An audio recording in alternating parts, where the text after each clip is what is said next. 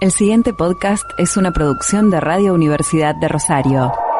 Radio UNR. Ustedes son conductores de programa, tienen que pasar a la política. Tenemos que pasar, ¿no?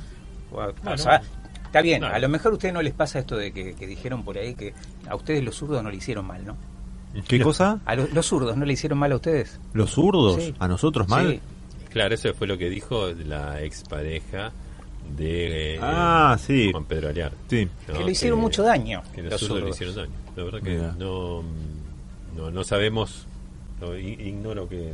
Los que sí dijeron que le hicieron mucho daño a los zurdos fueron los israelíes, judíos israelíes de origen oriental, por decirlo ampliamente, que son aquellos que no son de origen europeo, Ajá. básicamente. Esos son los askenazis. No, los askenazíes son precisamente los de origen europeo, sobre todo claro, europeo, de Europa oriental, pero de Europa. De Europa. O sea, de Polonia, de Rusia, bueno. Sefaradíes. No, los sefaradíes eran de España. Sí, pero ahí hay una cosa bastante compleja que sería larguísimo de explicar. Sefaradíes son los originarios de España, Claro. correcto. Pero también, por extensión, se los pone dentro del mundo de los judíos orientales, que son aquellos judíos que vivían en la diáspora, después incluso de la diáspora española, Sí. la de 1492, en el norte de África, en Turquía Claro. y en Medio Oriente, Sí. básicamente. Sí. E incluso en Georgia, Ajá. ahí al lado de Rusia. Turquía. Claro, cerquita de Entre Turquía y... sí. A ver, ¿por qué digo esto? En realidad estuve leyendo bastante sobre en este tiempo de algunas cuestiones sobre Israel, entre ellos, bueno, un libro de un gran politólogo israelí que es Zev Sternhal, Ajá. que en esto yo trato de que, o sea, que la gente no tenga prejuicio cuando lea a alguien. El Sternhal es sionista, pero es muy crítico de algunas cosas y habla de cómo se constituyó ese Estado de Israel. Ajá. Que es un Estado que se constituyó ya a finales del siglo XIX y principio del XX, y empezó a constituirse a partir de las sucesivas migraciones de judíos a el territorio que, llamémoslo Palestina, Israel o como lo quieran llamar, a ese territorio. Sí. Ese territorio que está en disputa en el fondo. Claro. En ese territorio... Bueno, perdón, que te hago Sí. entre paréntesis. Ayer la entrevistamos antes de ayer, a Miriam Lewin por el nuevo Sí. libro que sacó, y en uno de los personajes de esa novela basada en hechos reales se va en 1942 a Palestina, Sí. y ella menciona allí Palestina, el único lugar donde un judío se sentía seguro en 1942. Exactamente. Sí, de alguna manera es correcto, porque justamente ¿qué está pasando? Sobre todo el judío europeo, no el judío de Medio Oriente ni el judío de África, el judío europeo. El judío europeo estaba sufriendo, empezando a sufrir lo que era la discriminación, más que discriminación, que tuvo que ver con el Holocausto. Claro. Entonces, sí, claro que sí. Pero hubo sucesivas anteriores, que esas fueron las que provocaron en gran medida las migraciones, en Rusia, por ejemplo, con los pogroms, en Polonia, en un montón de lugares, antes del nazismo. Claro. O sea, que tiene su origen en esto. En eso, el movimiento sionista, que es el movimiento político y uno de los grandes líderes y los grandes constructores del Estado de Israel, que era Ben Gurión, fueron construyendo el Estado a partir de distintas instituciones. Algunas instituciones armadas. Había 4 guerrillas, 3 de derecha y una de izquierda, ideológicamente, porque incluso estaban divididos ideológicamente. Ben Gurión venía de lo que se llamó el laborismo o el sionismo socialista, que Sternhal dice, este politólogo israelí, dice, bueno, pero de socialista ya tenía cada vez menos, tenía más de nacionalista que de socialista, Claro. que es contradictorio en este punto. Entonces dice, se fue construyendo, y fue construyendo también partido político, y fue construyendo también lo que se llamó la Histadrut, que sería como nuestra CGT, digamos, lo que queda, no lo que queda, lo que fue la CGT, lo que queda es, no se sabe, es un par de señores que comen asado, Sí, parece. Pero lo que fue la CGT, pero incorporándole más cosas todavía, y eso se fue construyendo, o sea, era una representación gremial, empezaba a tener empresas propias, tenía también todo lo que se llamó el bienestar social, entre ellos la salud de los hospitales lo manejaba la Histadrut. Pero esto fue hecho justamente por si se quiere, la izquierda sionista, el laborismo, Ben Gurión y otros más, con judíos que venían de Europa Oriental, los askenazíes, para que quede claro. Quedaban afuera en gran medida, y quedaron afuera durante años, los judíos orientales, o misrajíes se les llama a algunos sefardíes, pero son los que vivían en el norte de África, Turquía, Medio Oriente, etcétera, etcétera. Quedaban un poco afuera, no es que quedaban totalmente afuera, pero sí hubo una suerte de discriminación que fue aprovechada en el 77 por la derecha israelí con uno de los también constructores, pero el más derechista de aquellos, que era Menachem Begin. El partido Likud, que es el que está ahora en el gobierno, se constituyó en por una dirigencia que era sionista de derecha, e incluso algunos de extrema derecha, polaca, pero que de alguna manera aprovechó el resentimiento que había en el mundo del judío oriental, que generalmente eran los más pobres de Israel, y los atrajo como masa en contra de los otros. O sea, aquellos zurdos son los que a ustedes tenían privilegio y los jodían a ustedes. Eso se mantuvo y desde 1977 hasta acá prácticamente fue desapareciendo la vieja izquierda israelí. Porque es cierto, había ciertos, privilegios hasta burocráticos. Se consideraba que el judío oriental era bruto, era sucio, en fin, una serie de cosas, y los otros no, eran europeos. Los famosos, polacos, claro, los famosos estigmas, ¿no? Exactamente, pero era interno. Ajá. Ahora, estas son las contradicciones de un mundo, digamos, que creo que hay que entenderlo, porque a veces se dice, sionismo, esto, blanco-negro, negro sionismo, blanco Hamas, etcétera, etcétera. Acá lo que ocurría era esta discriminación interna, por un lado, pero también que los propios judíos de origen oriental eran los más antiárabes. Hay un documental que estuvo circulando en Netflix que se llama... O sea, los judíos pobres, está diciendo, eran los más antiárabes que los judíos... Totalmente. Hay un club de fútbol que se llama Betar Yerushalayim, que se hizo un documental que se llama Por Siempre Puros, Forever Pure. O sea, ya el nombre...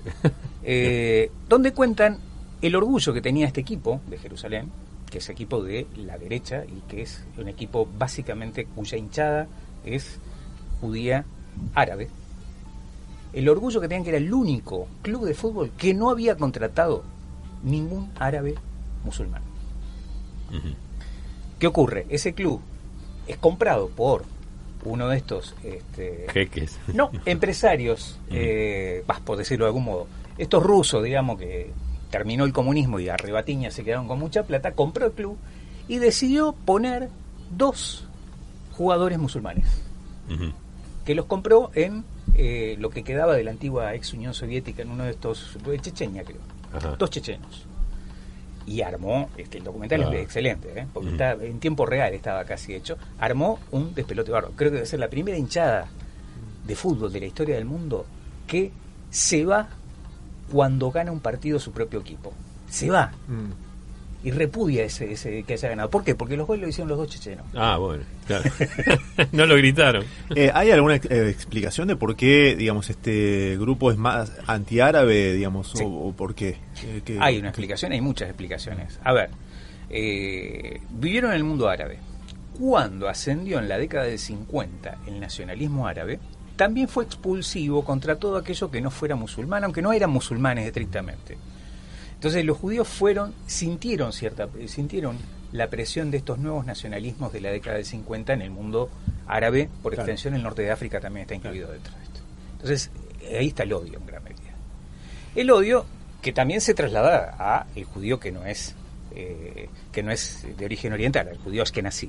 El judío askenazí se lo ve como un privilegiado. Estos zurdos son los privilegiados, son los que nos jodieron la vida, y con eso con esta cuestión discursiva siguen manteniéndolo. Sí, la derecha es muy de estigmatizar siempre, ¿no? Exactamente. Por ejemplo, al sindicato y todo eso, y bueno, ahí están esos chantas, se quedan con el trabajo de los... Con el trabajo de los obreros. Claro, o cuando estigmatizan la política, y están los que viven del Estado, o sea... Pero aprovechando a veces las debilidades del otro lado. No, más vale, digamos, siempre se basan en algún ejemplo o algo cierto, pero la derecha siempre estigmatiza. Sí, esa es la idea. Esa es la idea, pero la situación que vive el mundo, si se quiere, judeo-árabe en Israel, no es mucho mejor de hace 40 años esta parte. Sí han creado instituciones propias, y sí han creado, por ejemplo, un partido político fuera del Likud, que es un partido religioso, que es el Shas, y que ese partido sí, de alguna manera, terminó haciendo todo un andamiaje de instituciones que ayudaban a la solidaridad social, digamos, o sea, donde hay un sistema educativo incluso, porque maneja mucho lo que son las guarderías infantiles. El partido Shas es uno de los partidos de derecha religiosa que hay en Israel. Uh-huh. O sea, dentro de la religiosidad también hay gente muy religiosa que está en contra del Estado de Israel. Ese es otro problema. Pero bueno, esta gente sí está a favor, y no solo está a favor, sino que son los más fundamentalistas en contra de que se haga algo diferente con respecto al mundo palestino, diferente a lo que está haciendo. Netanyahu tiene como base, o sea, Netanyahu es muy curioso lo de Netanyahu, porque curioso, también tiene que ver con cómo la política a veces adopta roles que no le son propios. O sea, Netanyahu es un tipo que viene del laicismo, no es religioso, es ashkenazí, pero viene de la derecha, y su base social está en ese mundo judeo oriental, digamos, y en el mundo religioso. Él no es religioso para nada, pero juega con eso. Pero eso va a ser no sé qué le parece algo parecido a algo que pasa por acá.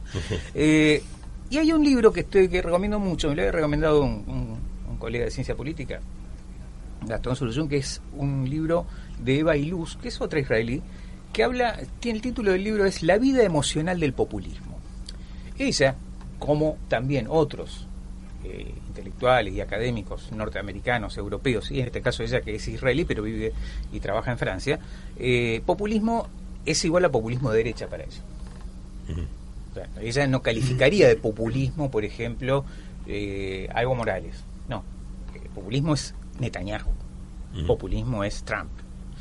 Y trabaja desde el punto de vista de las emociones. Entonces dice, hay 4 emociones básicas que son las que generan la posibilidad de hegemonía del populismo. Y son emociones que van contra otros. El miedo, tenerle miedo al supuesto enemigo. El asco, o sea, si a uno le genera asco el otro, quiere decir que el otro puede ser matado, puede pasar cualquier cosa. El resentimiento, que es esto último que les estaba diciendo. Sí. Y el amor. ¿El amor a qué? El amor a la patria. Pero el amor a la patria, cuando ese amor a la patria se transforma en algo que hace que todo lo que está por fuera de eso no tiene ningún valor. Y el ejemplo que da es precisamente este. O sea, ella lo toma en términos teóricos, pero el ejemplo que da, ella es socióloga, es Israel. Y es Israel desde la hegemonía que ella viene teniendo casi 40 años de la derecha en Israel. A ver, la izquierda israelí, o la izquierda sionista, era profundamente discriminatoria dentro del propio judaísmo, pero era la que más se acercaba a tener cierta negociación con el mundo palestino. En cambio, la derecha busca estos sectores populares que están marginados, pero era la menos negociadora con respecto al mundo palestino. Claro. Hay 2 mundos. En Israel es un tema muy complejo, y digo Israel porque en realidad no hay un Estado palestino. El único Estado que está ahí es el Estado de Israel. Eso es algo demasiado... Claro, cuando se decía eso, que tenía que haber 2 naciones. Hay 2 naciones, de hecho, o más. Pero sí, bueno.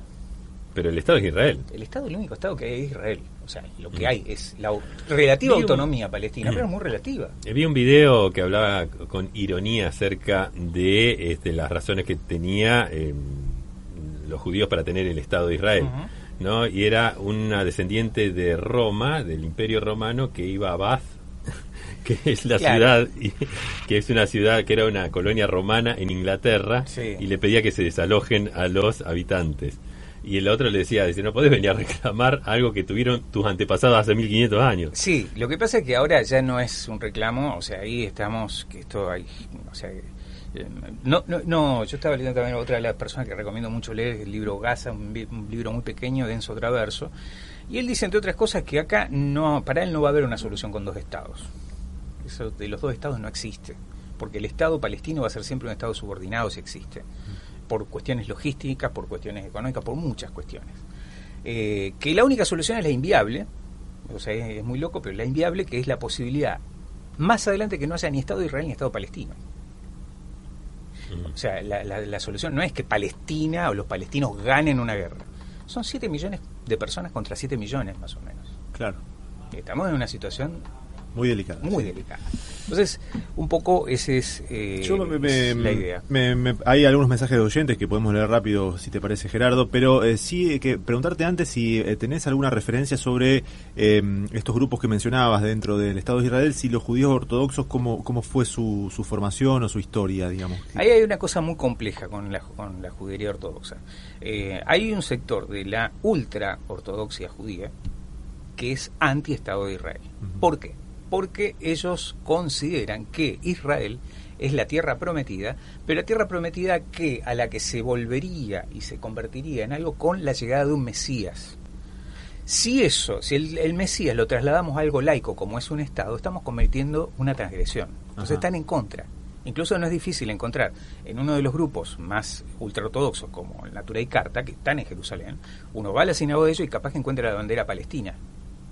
Mira. Eso no quiere decir, que sea muy progresista en otras cosas. No, claro, pero... Porque los ultraortodoxos tienen 613 preceptos y no te escapé del 600 porque... Sí, sonaste. Sí, aparte que la situación de la mujer dentro de ellos es una cosa bastante fea, digamos, para la mentalidad, digamos, liberal o progresista del resto del mundo. Pero sin embargo, en ese punto... ellos el resto del mundo no, el occidente, pues, si vamos a comparar con algunos países árabes, también hay una... cuestión de esas cuestiones con las mujeres y demás que son más parecidas.